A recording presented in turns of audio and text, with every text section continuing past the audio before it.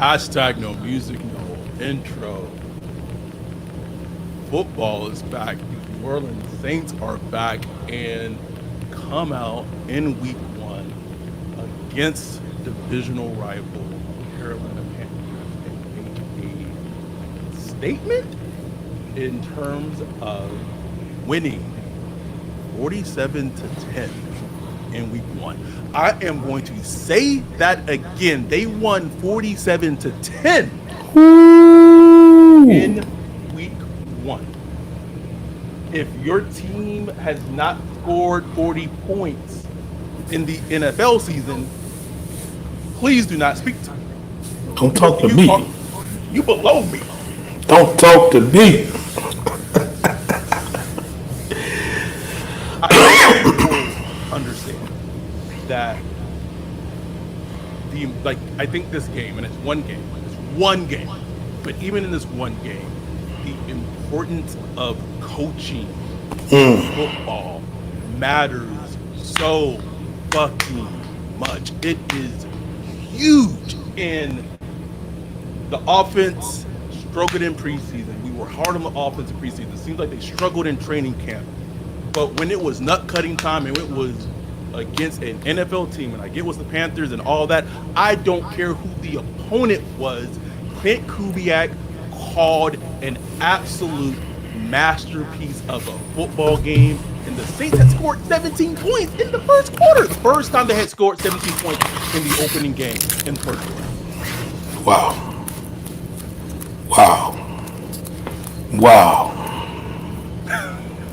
I'm stunned, bro. It left me stunned just watching it, man, because it's all that you could ask for coming into this season with all the questions we had. Legitimate questions, legitimate pessimism, legitimate worries, and to come out like that, showcasing your offense. And I would have gave them grace if the offense came out slow. Because, it's September. A lot of teams treat the September like preseason. Takes a while to get going. So I would have been completely acceptable for them to come out, with a 3 and out. You know what I'm saying? Start with 3 and out. Like, okay, here we go again. I fully expected that. And for them to come out, run well, bomb the Shaheed, get started early, and then to just keep it going, scoring with 3 points, 7 points, 3 points. Man. And how they did it. It wasn't fluky. It wasn't like just weird. No, it was like you could see the impact of the coaching changes that they made immediately, especially in the run game. I got to pull up the stats. Let me see what he did in the stats. I don't know what the stats are, but Clint Kubiak came out and he made the game easier for Trevor. One of the first plays of the game. He ran it was like a sweep or an outside play to the right side to get him moving forward. Get him moving forward in what he's comfortable at. Because he's not comfortable at pass setting, but he's comfortable moving forward. And he got him involved in the game. I feel like maybe I could say this. The team didn't know that they were going to start Trevor Penning at right tackle. Leaving us in the game. That's how bad things were. And good coaching helped Trevor Penning. It helped the offensive line. We saw lanes to run in. I know AK felt like he was out of Shawshank in that bitch. Bruh. Finally, bro. The audio. I don't know what is. I don't know if it's Wolf's audio. I think you have maybe like an echo issue. Really? Yeah. Echo. It feels a little better. You might have to come out and come back in. All right, let me come back on. But as we wait for Wolf to come back in, I want to know I'm muted. What the thoughts were from the chat. What the thoughts were from the chat in terms of everything, thoughts of the game, thoughts of the offense, thoughts of the defense. It was just so refreshing to see the team perform like this. Chris said, all eyes on Alante next week against CD in the slot. Okay, Wolf is back. Hold on. Make sure you close the tab. Okay, I think we're good now. It was just so much diversity in the play calling. Taysom Hill was used as a weapon. AK had space. Everything that we felt that we were going to see, not only did we see it, we saw it executed well. Exactly. Execution, bro. That was the key. And to see that just so early in the season is just very promising. Again, with the caveat, it was the Carolina Panthers. We don't expect them to be good this season. They don't look good this season. But a lot of the reason they didn't look good today was because of the Saints. The Saints dominated them. And they were just terrible, if not worse, last year, the Panthers were. And the Saints kind of struggled in both of those games.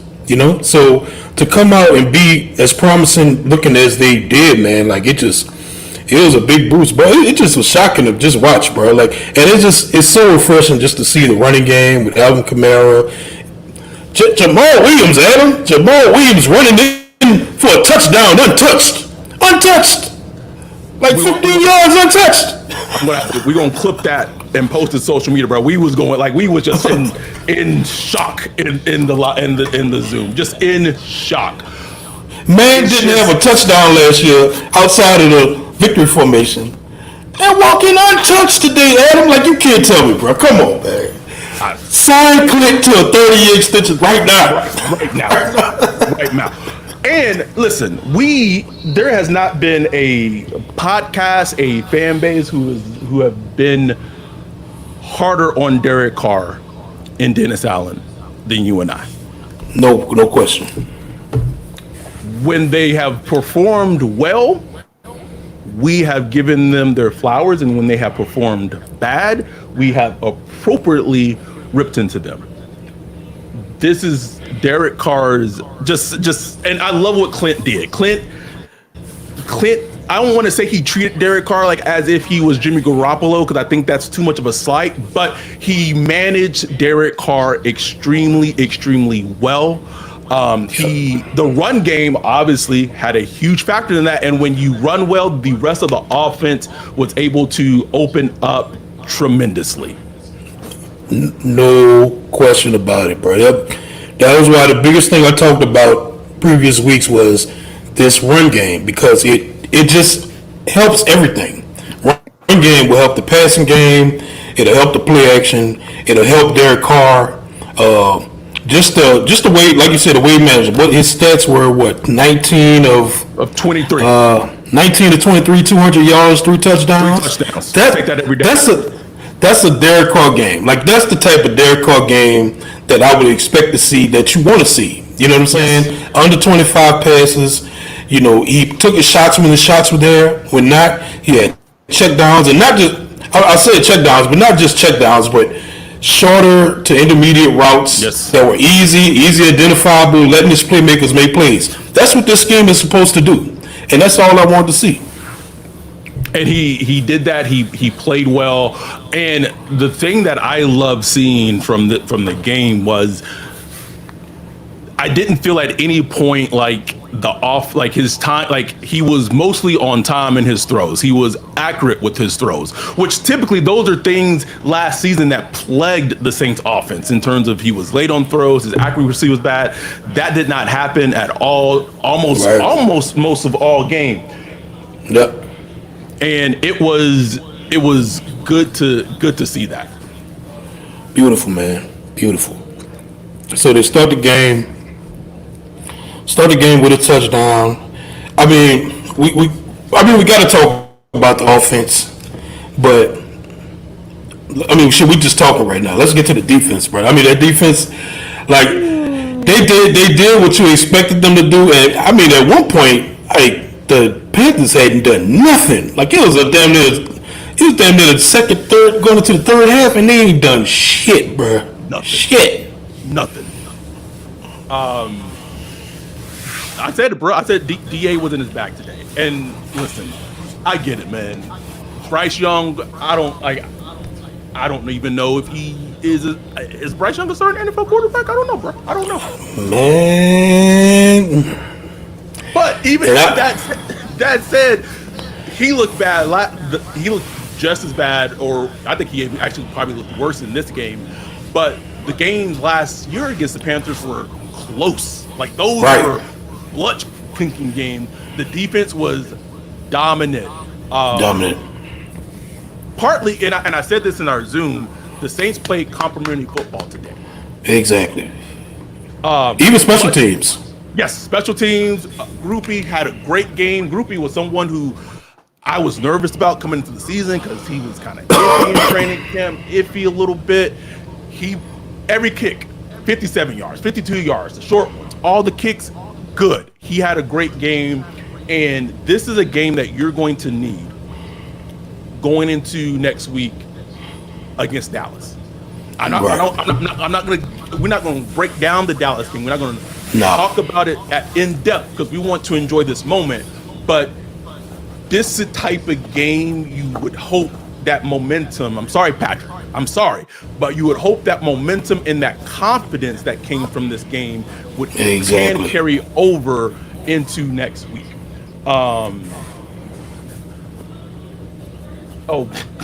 Michael said the Saints BBC the hell out of the Panthers today. What is everybody talking about BBC today? What's going on?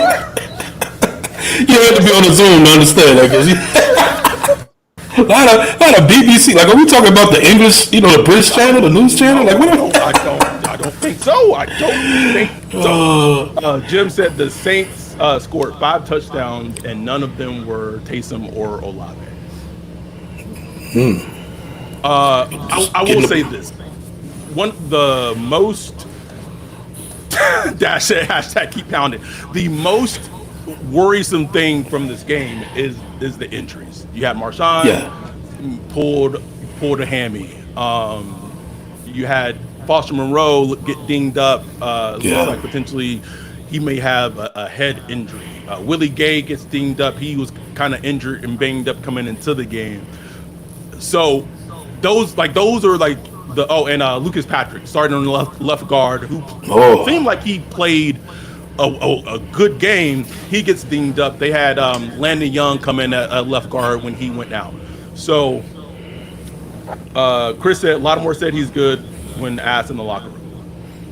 Okay. Hope so.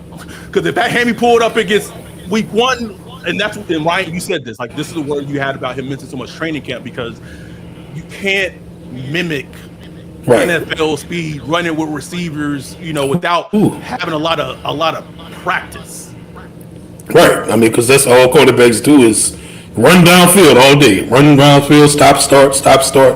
So it just, it just had me worried. But hopefully it's just nothing that'll be able to shake back. But look, I mean, they were able to get Kool-Aid McKinstry in there early, and get some snaps, and he looked pretty good. He defended a pass down to the end zone. Like we thought, Saints got some DBs. Even the youngster stepped up. What's the safety name? Jordan Howden had a pick.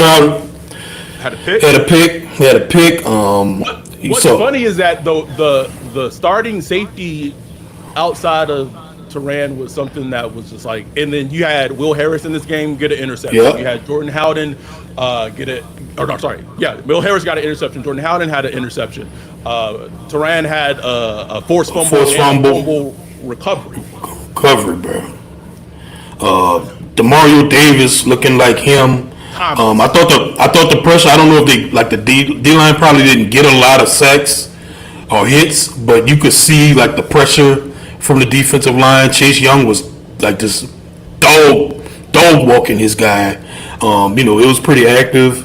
Just the linebackers in general looked good. And special teams, man, like Orgy looked good on special teams. He constantly made plays. He made plays once he got in on defense towards the end of the game. They put up 47 points, so I'm not about to complain. I know there's probably going to be people that's like, hey, where's Chris Olave? Where's this person, that person? We got time. There's 16 more games of the season. They're going to eat, But I like how Clint spread the ball around. You saw Foster Moreau catch a touchdown. You saw Juwan Johnson make like a great toe tap catch. Great throw, Like, great catch. great throw. Like, bro, like you can't ask for more. You saw Alvin Kamara in the pass game. Like Alvin Kamara ran like this fake wheel route. Came out. He didn't get the ball thrown to him, but it was like, ooh, like that's. Like you saw so much interesting stuff on offense. More stuff than I saw in one game that I saw all last year, Adam. All last year. The last past 2 seasons, Ryan. Pull 2 seasons. It's just like, what am I watching here? It's crazy. It was great to see. It was great to experience.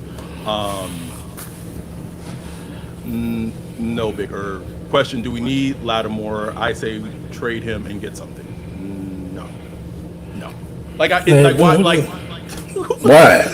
Like get something like what? Like what do you mean get something like A second? 4th round, like a 3rd round pick? It's like okay. Anyway, not letting that mess up the vibe. It was such a good, like we had Jake Hayner come out and handing the ball off in the second half. Bro. That's how much of a blowout. Andy Dalton got out there and was in the 4th quarter. That's how much of a blowout it was. And I want to give a lot of shout out, a lot of praise to Alontae Taylor. He his career arc's been very interesting in terms of as a rookie, he had a lot of success on the outside. Sophomore season, they switched him to the inside. He had a very up and down season on the inside, and it was something that I just noticed just reading training camp reports and just where I was hearing it, just he just seemed like he just completely matured his game and just came into the season, to the offseason with a much more matured approach. And this is, and I know that this, I would feel that the Saints have to be happy about it, because I'll be honest and say this, like there were Alontae did, at the point of when he came into this 3rd season, he did not have a lot of fans in the building, and I will keep it as that. So for him to put his nose to the ground, embrace that role as a slot, come out guns blazing, man had 3 sacks today, the most sack that any DB as a Saint has ever had in one game. How crazy is that? You would think Ronan Harper would have had that or something like that. That's crazy. That's crazy, man. And he was flying like a missile.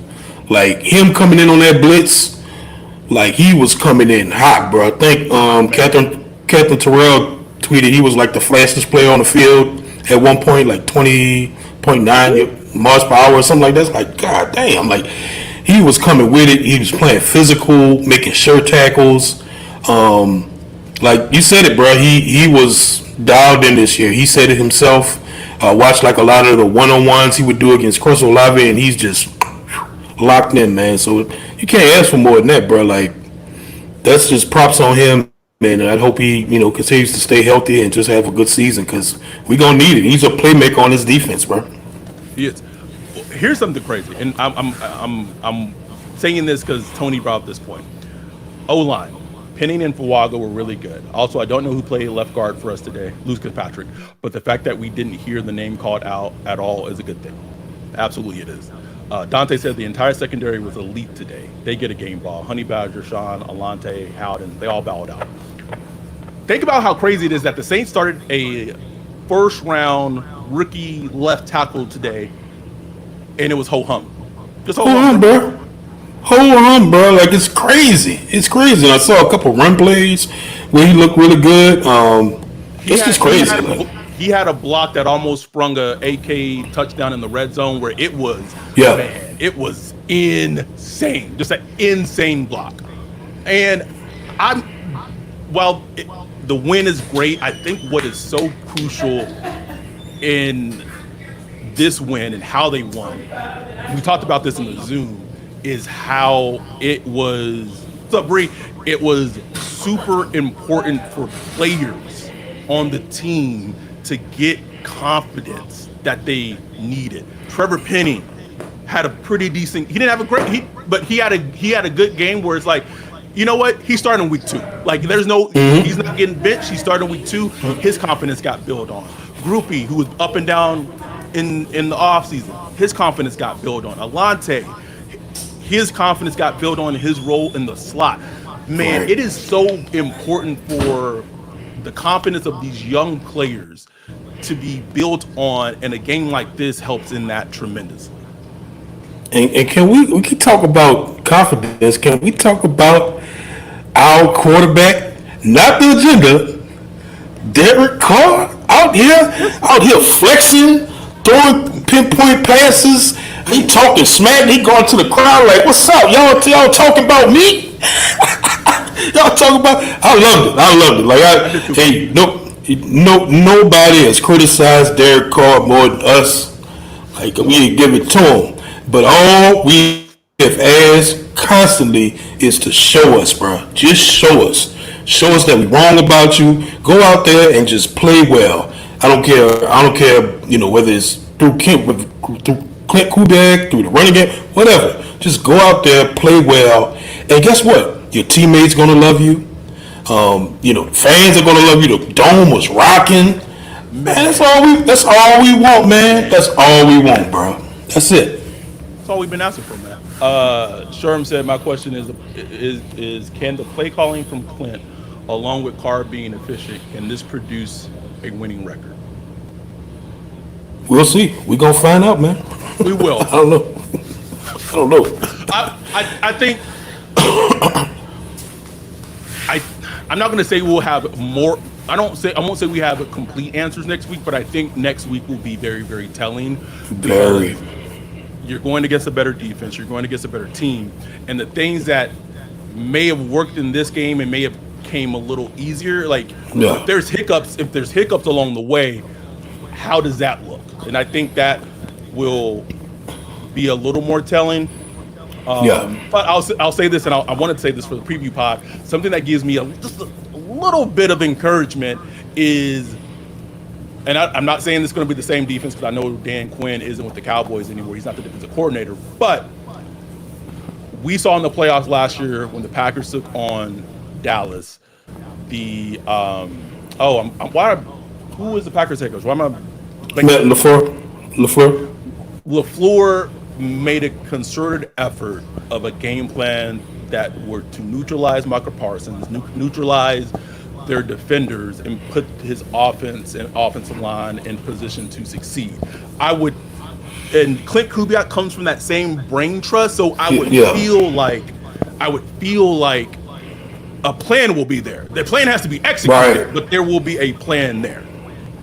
What this gives me confidence, not that we're going to win next week, and we're not breaking down next week right now, but what gives me confidence going forward, just from this one game, is that we have an offensive coordinator that has a plan, that's going to look at the opponent and be like, okay, here's the weakness, here's how you attack, and here's the game plan we're going to put. Just that gives me some level of hope going forward. 2 years, bro. Right, I've had it, bro.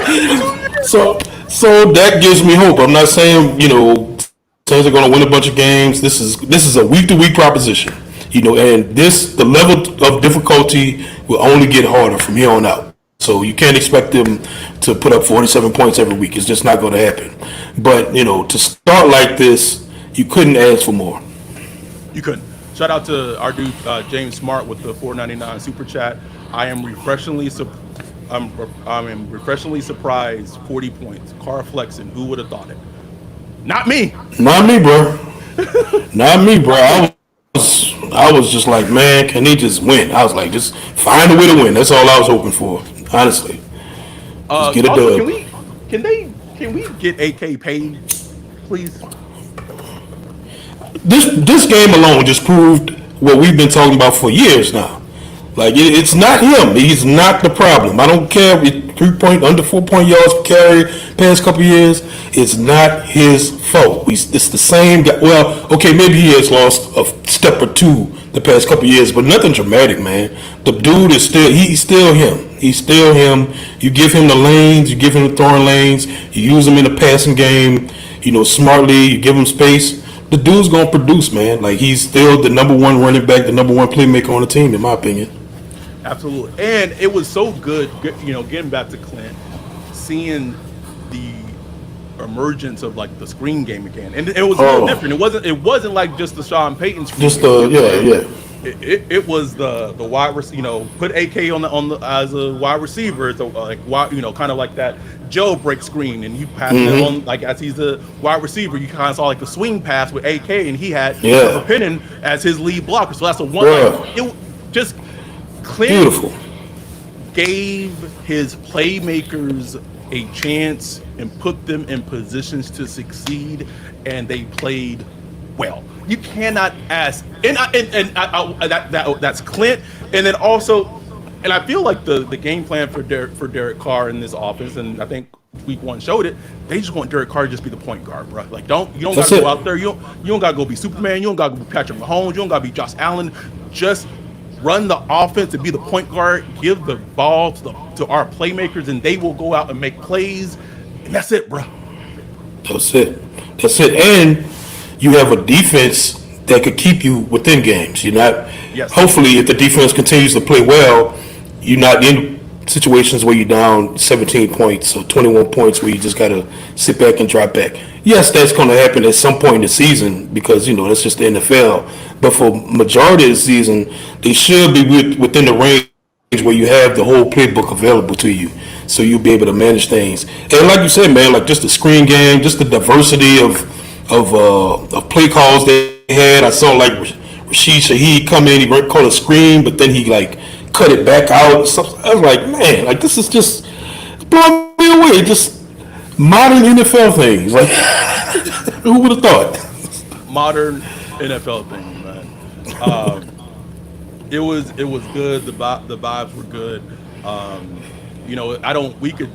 We could just think about superlatives and keep going on, and it was. I mean, we could just go on all day. Just it feels they haven't had a win like this, like this in. Oh man.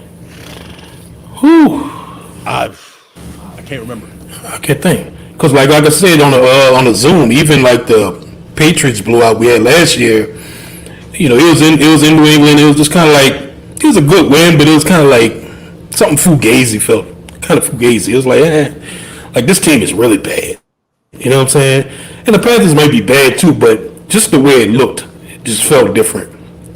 And I mean, like you said, man, like when the team rolling like this, where the offense producing, then the defense coming in making plays, then the special teams blocking punts. Jawan Johnson coming in blocking punts. Jawan Johnson blocking punts. What is going on? It's contagious, bro. It's contagious. It's contagious, bro. Like I'll say like this: we haven't had a game like that under Dennis Allen. I know that for sure. Yes, I think Jay Sean said it perfectly with like the 2021 Packers game. Exactly. Dash said the Patriots game was full of those moments that you could see were problems throughout the season last year, but today's game had none of it. Right. Yes. Straight up. Good win. Great. Good win, man. Great win to start the NFL season. And again, as fans, we couldn't be happier. But I speak like the Saints won 47-10, and the fact that like I even had to talk about this on our podcast is a little maddening to be completely honest with you. I don't know what it is or what it has been about us as a podcast or whatever that people feel the need to say shit unnecessarily when we are watching the Saints put up 30 plus points. We are having a great it was like 30-3. We having a great time, and people on Twitter are talking shit about the agenda. What? Man, when the Saints, I'm not thinking about who the fucking quarterback 2 is in a game like this. And then people get in my mentions and quote tweeting talking about fuck the hashtag agenda. Listen, we have been doing this shit for 4+ years, and I've been podcasting on and off for about 6 plus. This is what I have done, and this is what me and you do. I don't know what went astray that made people feel a certain way of how they feel. But as fucking T'Challa said, bruh, I am right here. Like, I have not gone anywhere. I have been here. So if anyone had an issue or problem with me, they could address it to me. But what gets under my skin is the whole like behavior and the subtweet behavior and all this shit when I've been right here and the Saints are fucking winning. Ryan and I have said from day one, when the team is winning, we will praise them, and when they are not, we will talk shit about them because it is justified. We are also not the only Saints medium platform in podcasting world that talks shit about the Saints when they don't play well. But for whatever reason, it gets under people's skin, and people, because at that point it's beyond just Saints fandom. At that point, it's not just a Saints thing. This is I have a personal vendetta against us as a podcast thing, which makes no sense to us because all we do is just go in here, we just talk football, bro. That's it. I don't get it, bro. My thing is, Brian put it the best. He like, y'all tired about hearing the agenda, and why the fuck you talking about it? Like, nobody's mentioning it. Oh. Y'all the only one mentioning the shit. We sitting here having a blast on a Zoom watching the Saints mollywop a division rival. Having a blast, man. Nobody thinking about that. It just left me lost, bro. I didn't get it. I'm lost. I missed the joke. Like, if they, from their end, they probably like, oh, we just joking. That passive aggressive shit. Get it out of here, because I missed it. It's over my head. Break it down for me. You got to break it down for me, because I don't get it. Because that's some pussy shit to me. So, if you know, you know. Anyway. And don't come in my motherfucking text addressing my brother. Period. Like, if you think you're going to check my brother through me, it's not going to happen. Not going to happen. I don't accept it. Don't ever come in my text dissing my partner, my bro, my co-host. Just don't do it, because you're not going to get the going. I know I might be the quiet one, might be the one to lay back, but I'm not going to agree with that shit. I'm not going to lay back and listen to that shit. Like, you can get the fuck out of here with that. Period. Like, I don't care who you is. Like, we are a nigga. We are a business. I know your social security number, nigga. Like this is like, it's a podcast, but this is like, we are a business. You and I are a business. I have helped you out when you needed it, and you have helped me out when I have needed it. So, like, what do you think, like, you're trying to do? Also, what did you think what was going to happen? Because at some point, all the shit that you put on social media and all the shit that you put on Twitter, like, we're not dumb. Like, we are not blind. We see that shit. And at this point, I'm just tired of seeing it. Like, period. Like, it is not that fucking serious. It is literally about football. Period. It's about football.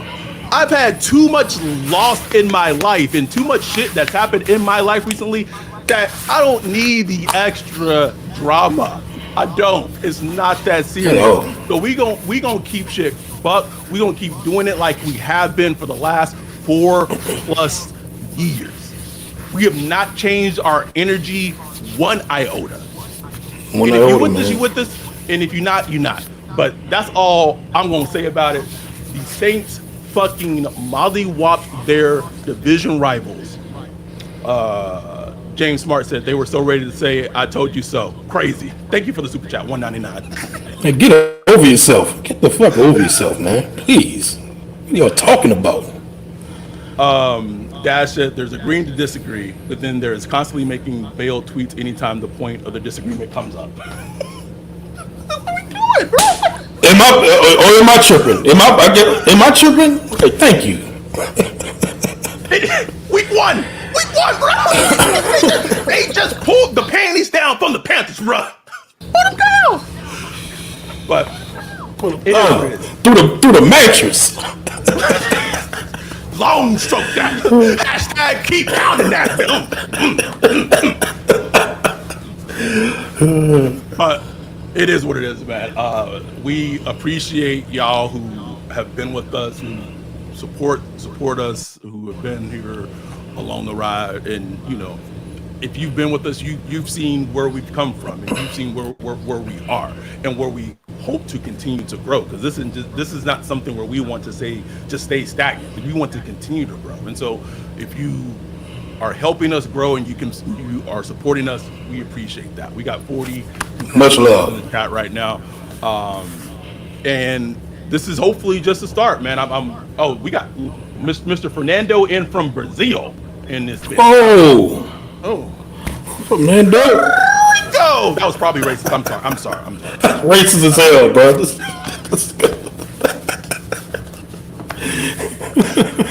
let me get my peep back. That's on me. That's on me. It's on me. Sorry, Mr. Fernando. But we will. Jay Sean said, "Fuck the haters. They can keep all that fake shit on the side." Please. That's something. Please keep the fake shit away from me, bro. 136 views. We ain't got too much to talk about, man. Man. Enjoy your Sunday, bro. Just enjoy it, man. I know. Walking to work tomorrow. Bro, you was reading my mind, nigga. I was like, man. Sometimes there's a small part of me that misses being like emotionally invested, bro. Because I know walking into work tomorrow, a little bit swagging, boy. Shit, bro. Now it's not the same. I enjoy it, but it's not the same. However, some shit is, and I'm in the building. I'm in Jerry World week 2. Oh man, my uncle got us close ass seats. Like we in the 100s.